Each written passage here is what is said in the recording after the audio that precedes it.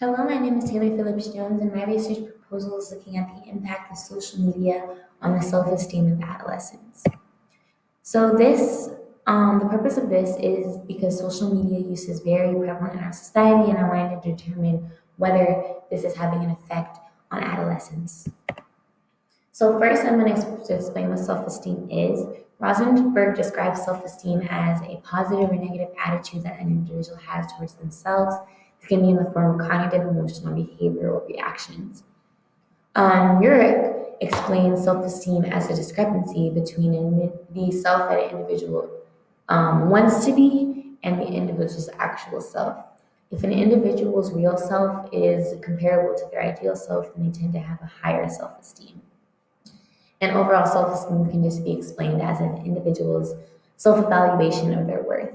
And it is innate in humans to have a desire to have a higher self esteem. So Rosenberg describes the target age in which individuals care about self esteem as ages between 15 and 18.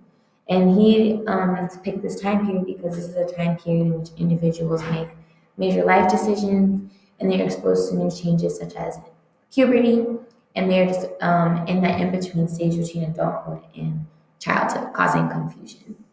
Also, individualist cultures tend to focus less on building their self esteem based on social norms than collectivist cultures. Collectivist cultures are cultures that emphasize the needs and the goals of the group as a whole, while individualist cultures promote independence. So, as I said previously, social media is becoming very prevalent in our society. Notably, 69% of adults in the United States have used Facebook, and 37% of adults have used Instagram.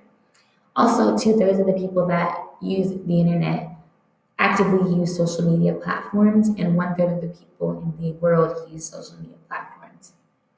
Also, it drastically 730%. There was a 733% increase in the number of Facebook users from 2007 to 2008. So, why is social media so important?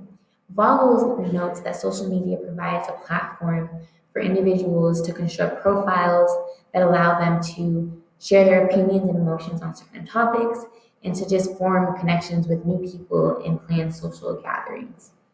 Also, another study indicated that demographically, more women tend to use Facebook than men, and more ethnic minorities tend to use Facebook than Caucasians. So, what is the relationship between self esteem and social media? It is argued that people tend to use social media in order to gain a sense of belonging and because they have a need for self representation. Vogel also notes that social media is a platform in which individuals make upward comparisons. He describes upward comparisons as when an individual compares himself to other people that have superior and more positive characteristics, which can then cause the individual to feel inadequate. So, also, Vogel describes social media as a way in which people compare their real selves to the online ideal selves created by other people. And finally, social media is typically used by individuals in order to make up for a lack of social relationships in the real world. So, previous studies have demonstrated that as Facebook or social media use in general increases, individuals tend to have lower self esteem or are more prone to narcissism. So, one study found that individuals who spend more time on Facebook scored higher on the narcissism personality inventory. And narcissism is described as the need for admiration or thinking highly of oneself. Another study found that as Facebook use increased, the self esteem of individuals tended to decrease, and also people reported that they made more upward and downward social comparisons. Another study showed that as Facebook use increased, individuals demonstrated increased need for self promotion.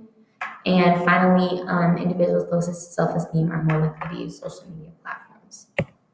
So this brings me to my research question, which is how does the use of social media impact individuals' self-esteem and self-image?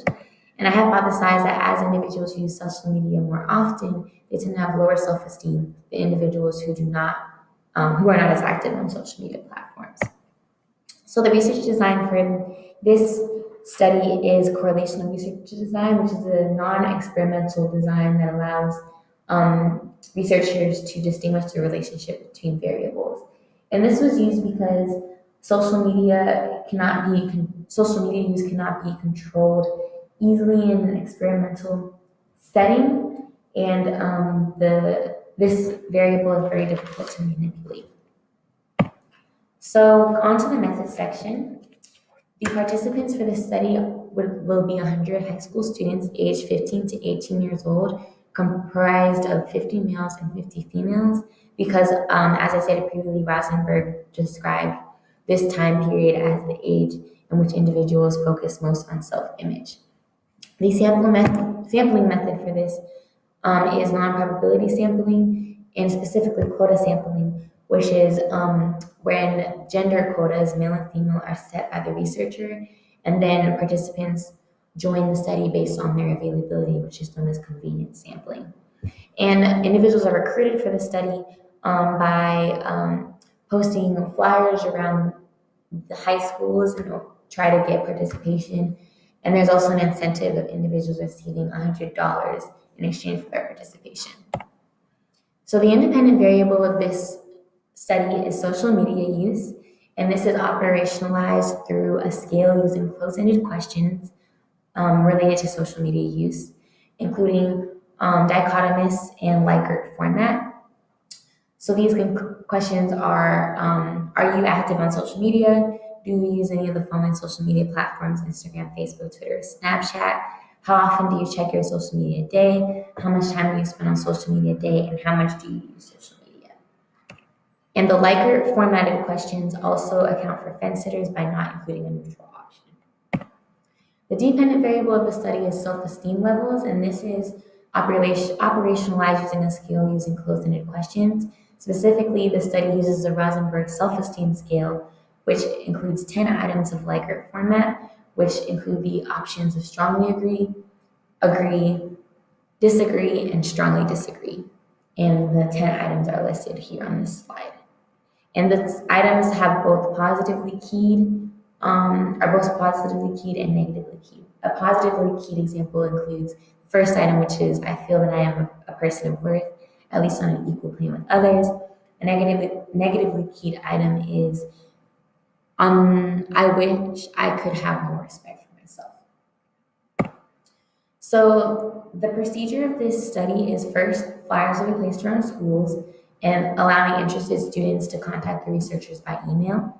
Then interested students will receive an informed consent form that states the purpose of the study, the procedure of the study, and risks and benefits of the study. Also, minors, so those under the age of 18, must get a parental consent form signed. After consent is received from the participants, they're provided with a place and time to complete the study. And once the participants arrive, they will be given the social media skill first to assess their social media use. And this skill is filled out anonymously. Then the participants will complete the Rosenberg self-esteem scale, and all of their responses will be collected by the researchers. Then the participants will be provided with the gift cards, as stated previously, for their participation in the study. And finally, those participants will be debriefed, in which to make sure that they understand completely the nature of the study. And the participants will be allowed the opportunity to fill out a feedback form to voice their opinions about the study and to rate their experiences. So in order for data analysis, the Rosenberg self-esteem scale items are associated with points. So for the positively keyed items, strongly agree, if an individual selected strongly agree, they receive 3 points. If they selected agree, 2 points, disagree, 1 point, and strongly disagree, 0 points. And this point scale is reversed for negatively keyed items. And individuals that score below 15 points are thought to have lower self-esteem, and individuals with higher points on this scale are thought to have a higher self-esteem. So then ultimately, after gathering all this data, the correlation coefficient can be determined, which is Pearson's R.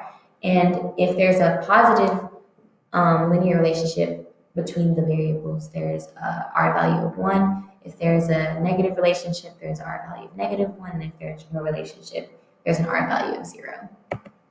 And these are my references. Thank you.